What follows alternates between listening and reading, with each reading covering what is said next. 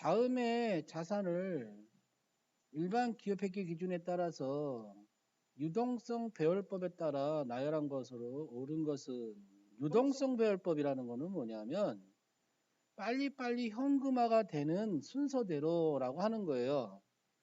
근데 이걸 못 외우면 누누이 얘기하잖아. 실기와 필기를 동시에 보는 거기 때문에 합법적으로 살짝 커닝할 수 있다. 실기를 열어서 개정 과목을 눌러서 왼쪽에 보면 이 흐름대로 쫙 순서가 돼 있다는 얘기지. 알겠나요?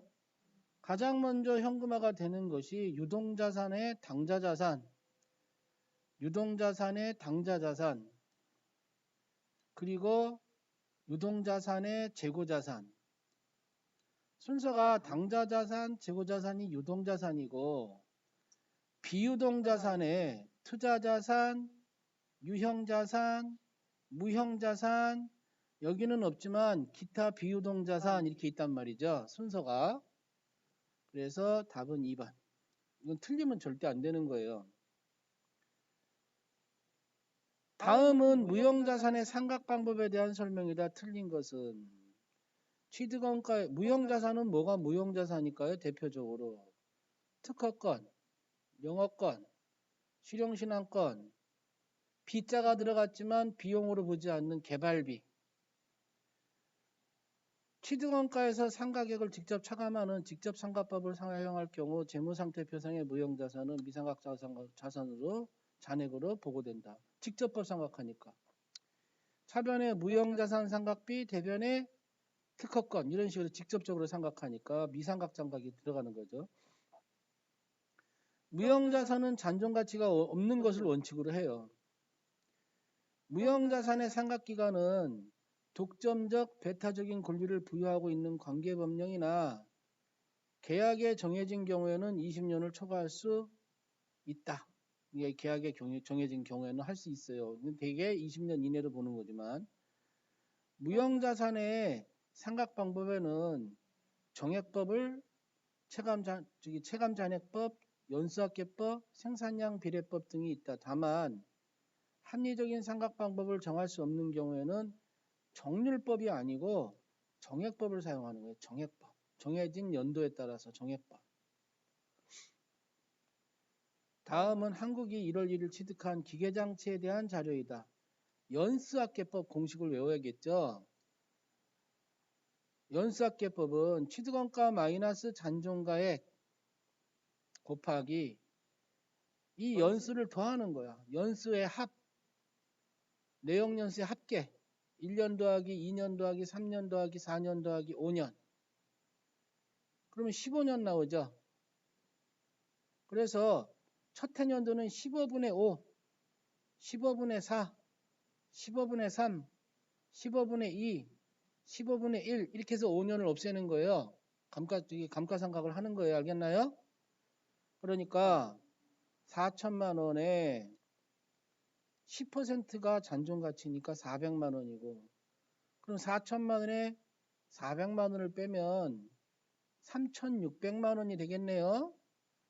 3,600만 원 곱하기 1년 더하기 2년 더하기 3년 더하기 4년 더하기 5년 그러면 15년이 나오죠. 15년. 그죠? 3차년도니까 15분의 3을 하면은 3차년도에 감가상각비가 나온다. 이 얘기가 되는 겁니다. 그래서 720만 원이 나온다. 이 얘기예요. 기업은 정상적인 영업활동을 계속적으로 영위할 것이라는 전제하에 역사적 원가주의 근간이 되는 회계의 기본 과정은 무엇인가? 기업 실체의 과정, 계속기업의 과정, 기관별 보고의 과정 하에 신뢰성과 목적 적합성을 갖춘 질적 정보가 높은 정보를 제공하는 거다. 유용한 정보를 제공하는 거다. 회계의 목적이 그렇잖아요. 그래서 공준이 있는데 그 공준이 바로 기업 실체의 공준, 계속기업의 공준, 기관별 보고의 공준이었죠. 계속적으로 그랬으니까 답이 나와 있는 거죠. 2번.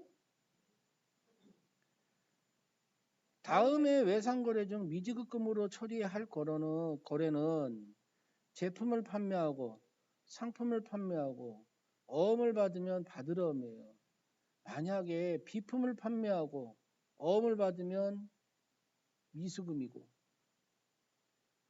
만약에 상품을 사고 어음을 발행해서 주면 지급어음이고, 상품을 사고 만약에 어음이 아니고 외상으로 하면 외상매입금이고, 비품을 사고 외상으로 하면 외상매입금이 될 수가 없는 거죠. 자, 그래서 상품을 외상으로 구입하고 한 달에 현금으로 지급하다. 이건 외상매입금 갚은 거죠. 사무실에서 사용할 에어컨, 비품이죠. 차변에 비품, 대변에 외상매입금 하면 안 되죠. 미지급금. 그래서 3번이 되겠죠. 다음 중 자본잉여금으로 분류할 수 있는 항목을 모두 고르시오. 주식을 액면금액에 미달하는 경우 그 미달하는 금액. 주식회사는 주식을 발행하면 대변의 자본금, 항상 액면금액으로. 그런데 덜 받게 되면은 주식 할인 발행 차금이 생긴다 그랬어요. 그죠? 주식 할인 발행 차금은 자본 조정이죠. 우선 자본잉여금이 뭐가 있나를 보려면 못 외우면 역시 계정 과목에 자본잉여금을 클릭을 딱 하면 나와요. 주식 발행 초과금, 감자 차익, 자기 주식 처분이익 하고 외워야 돼. 주식 발행 초과금, 감자 차익, 자기 주식 처분이익 하고 외워야 돼. 상법 규정에 따라 적립된 적립금. 이거는 이익준비금 얘기하는 거죠. 이익준비금. 이익준비금이에요. 법정 적립금, 이익준비금.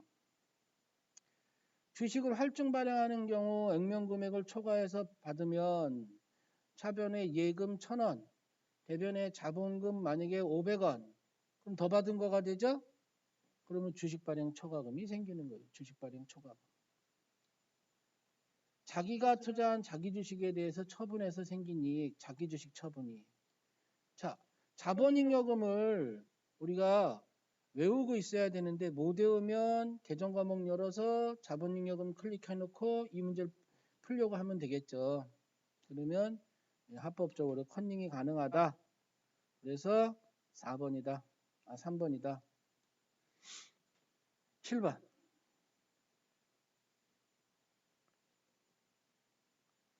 다음은 제3자로부터 토지와 건물을 일괄 취득했대요. 공장 신축을 위해 건물을 즉시 철거하였을 경우 토지의 취득원가는 얼마인가? 수표를 발행하여 지급했다고 한다. 건물의 공정가치가 1억 원이고 토지의 공정가치가 4억 원이고 건물을 철거하는 데 들어간 비용이 500만 원이고 토지를 취득하는 데 들어간 비용이 500만 원이다. 일괄 취득하면서 돈 준 금액은 4억 원이다. 이건 신경 쓰지 말고 공정가치로 따지는 거죠. 공정가치로.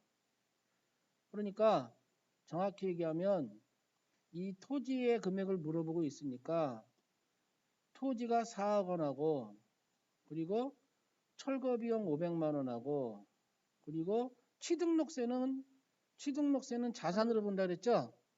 세금과 원가가 아니고. 그래서 4억 원에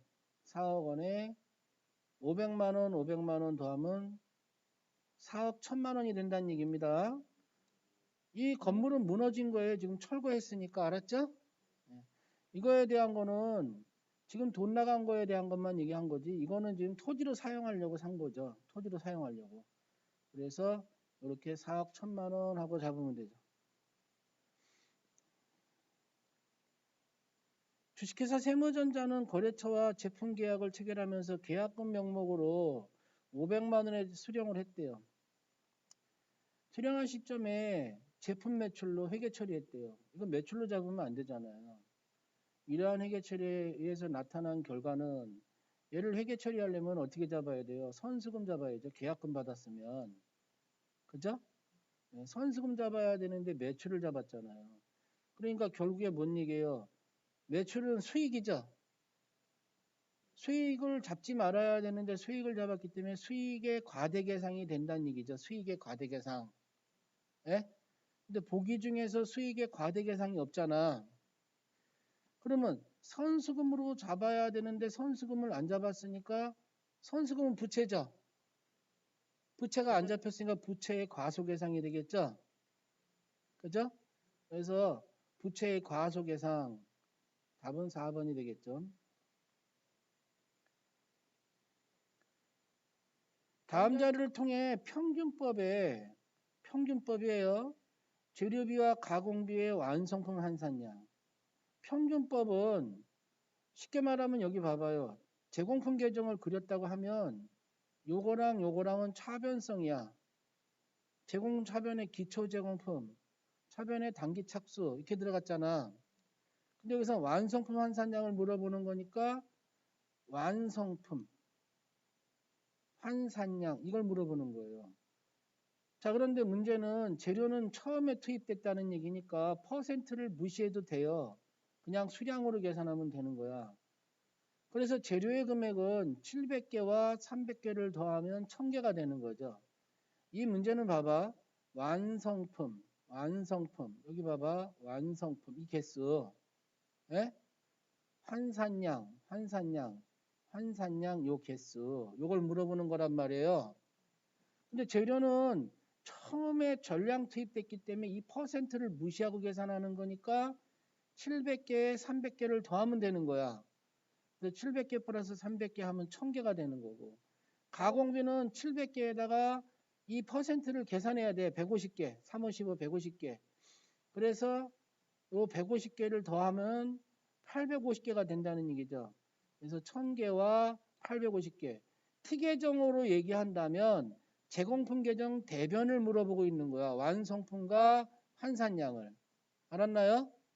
그럼 선생님 이게 만약에 선입선출법은 어떻게 되나요? 선입선출법에 의해서 재료비와 가공비 완성 환산량을 물어보면 어떻게 되나요? 선입선출법은 기초물량을 빼면 돼요. 아까 마이너스 했었죠? 우리가 진도 나갈 때 기초물량을 빼면 돼. 이 1000개에서 이 기초 100개를 빼면은 선입선출법 답이 되는 거야. 900개가 되겠죠. 이 850개에서 요 선입선출법에 대한 30개, 그러니까 30개를 빼면 되는 거야. 30개를. 820개가 되겠죠. 자, 평균법은 그냥 대변 거를 더하면 되는 거야. 이게 대변 거를. 그러나 선입선출법은 평균법 답에서 기초를 빼면 된다라고 기억하고 있어요. 그래서 답은 3번. 또 설명할 테니까. 행태별. 고정비, 변동비, 중고정비, 준변동비. 이게 행태별이에요. 수도요금의 원가 행태는 사용량이 없는 경우에 발생하는 기본요금과 조업도가 중감에 따라 비례적으로. 이건 뭐예요? 하나도 안 써도 고정비가 나가는 거예요. 기본요가. 그러니까 이 수도요금은 원래 변동비의 형태지만 기본요금이 있기 때문에 살짝 고정비를 띄고 있다라고 보는 거죠. 그래서 이런 걸 준변동비다라고 하는 거죠. 준변동비. 다음 자료를 이용하여 지시서 1번에 제조원가를 계산하면 얼마인가? 단 제조간접비는 기계작업 시간을 그러니까 이거예요. 이 150만 원을 n분의 하는데 요 기계작업 시간을 기준으로 배부한다 이거죠. 그러니까 뭐 이걸 나누기 해갖고 배부율 찾아서 곱하기 해도 되고 여기서 나온 것처럼 n분의 해도 되고 여러 가지 방법이 있죠. 150만 원 곱하기 3000분의 200 이렇게 해도 되고 그래서 요 금액을 찾는다는 얘기죠. 150만 원 곱하기 3000분의 200 이래도 된다는 얘기고 나누고 단가 찾아서 곱하고 이래도 된다는 얘기고 그래서 150만 원을 기계작업 시간으로 3000분의 200을 하면 3000분의 200이 나누기잖아요. 결국에 이거 그러면 10만 원이 나온다는 얘기죠. 10만 원이.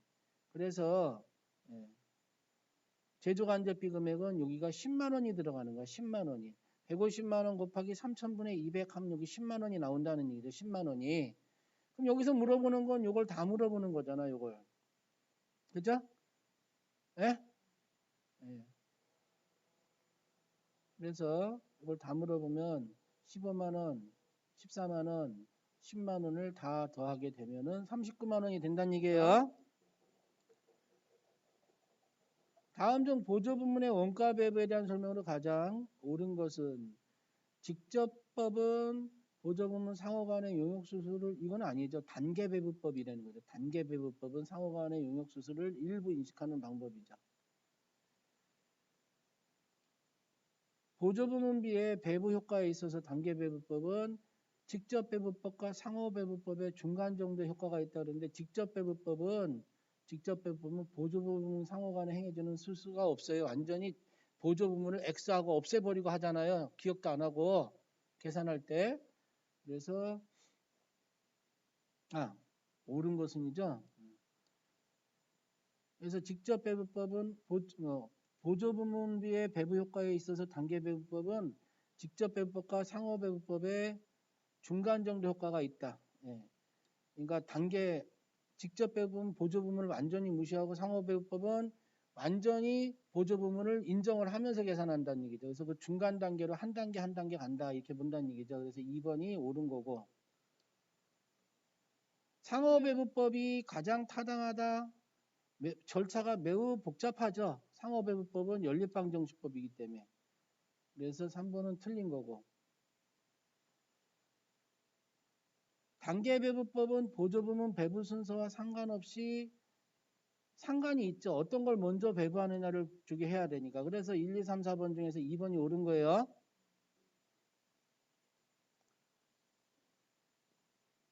다음 중 부가가치세법상 용역의 공급으로 과세하지 아니하는 것은 용역은 역무 및 행위를 얘기하는데 근로를 제공하는 경우는 요거는 근로소득을 얘기하는 거죠. 근로소득. 그래서 1번이다.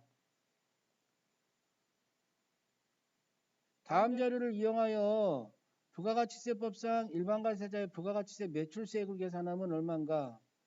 매출세액이니까 이 1,000만 원의 세금은 100만 원이에요.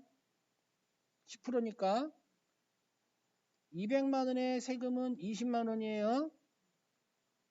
그래서 100만 원에서 20만 원을 할인이니까 빼야겠죠. 10%야. 뭔 얘기인지 알겠죠? 그래서 100만 원에서 20만 원을 빼면은 일단 매출세는 80만 원이 나오죠. 그런데 매출을 했는데 대손이 난 거죠. 대손세 5만 원은 세금에서 빠져야죠. 그래서 5만 원을 빼게 되면 75만 원이 되죠. 80만 원에서 5만 원 빼면 75만 원.